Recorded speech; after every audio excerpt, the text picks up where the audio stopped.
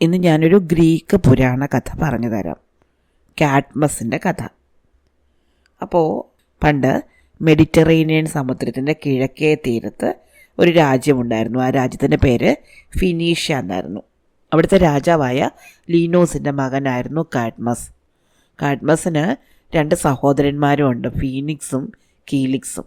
ഈ 3 സഹോദരന്മാർക്കും കൂടി ഒരു സഹോദരി ഉണ്ടായിരുന്നു. അവളുടെ പേരായിരുന്നു യൂറോപ്പ. യൂറോപ്പ അതിസുന്ദരിയായിരുന്നു. സുന്ദരിയായ തൻ്റെ മകളെ രാജാവിന് വലിയ പ്രിയവുമായിരുന്നു. ഒരിക്കൽ യൂറോപ്പ തൻ്റെ സഹോദരന്മാർക്കൊപ്പം കടൽ തീരത്ത് കളിക്കാൻ പോയി. അവരവിടെ ചുറ്റി നടന്ന് കളിക്കുകയായിരുന്നു. ആ സമയത്ത് ഒരു നല്ല ഭംഗിയുള്ള വെള്ള കാള, നല്ല തടിച്ചു കൊഴുത്ത ഒരു കാള അവിടെ വന്ന് ആ മൈതാനത്തൂടൊക്കെ ചുറ്റി നടക്കാൻ തുടങ്ങി. യൂറോപ്പയ്ക്ക് ഈ കാളയെ കണ്ടപ്പോൾ വളരെ ഇഷ്ടപ്പെട്ടു.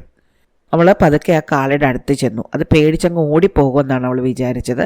പക്ഷെ അത് ഓടിപ്പോയില്ല, അവളുടെ അടുത്തേക്ക് വന്ന് നിൽക്കുകയായിരുന്നു ചെയ്തത്.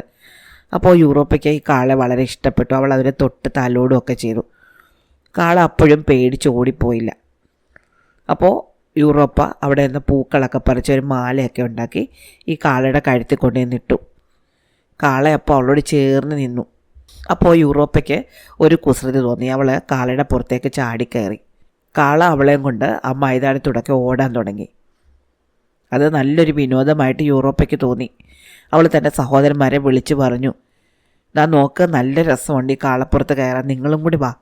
അപ്പോഴാണ് സഹോദരന്മാർ തങ്ങളുടെ സഹോദരി കളിക്കുന്ന കളി ശ്രദ്ധിച്ചത്. അവർ ഈ കാളയെ ശ്രദ്ധിച്ചിരുന്നില്ല. അപ്പോൾ അവരും കൂടി കാളപ്പുറത്ത് കയറാൻ വേണ്ടിയിട്ട് ഇവളുടെ കൂടെ ഓടിച്ചെന്നു. പക്ഷെ പെട്ടെന്ന് കാളയുടെ വേഗത കൂടി. കാള ആ മൈതാനത്തിലൂടെ വട്ടം ചുറ്റി ഓടാൻ തുടങ്ങി. കാളയെ പിടിക്കാൻ വേണ്ടിയിട്ട് സഹോദരന്മാർ 3 പേരും അവളുടെ പിന്നാലെ ഓടി. പക്ഷെ അവർക്ക് ആ കാളയെ പിടിക്കാൻ പറ്റിയില്ല. കാള പെട്ടെന്ന് കടലിലേക്ക് ചാടി നീന്തി അങ്ങ് പോയി. പിന്നെ എന്ത് പറ്റിയെന്നറിയണ്ടേ? കഥയുടെ ലിങ്ക് താഴെ കൊടുത്തിട്ടുണ്ട്.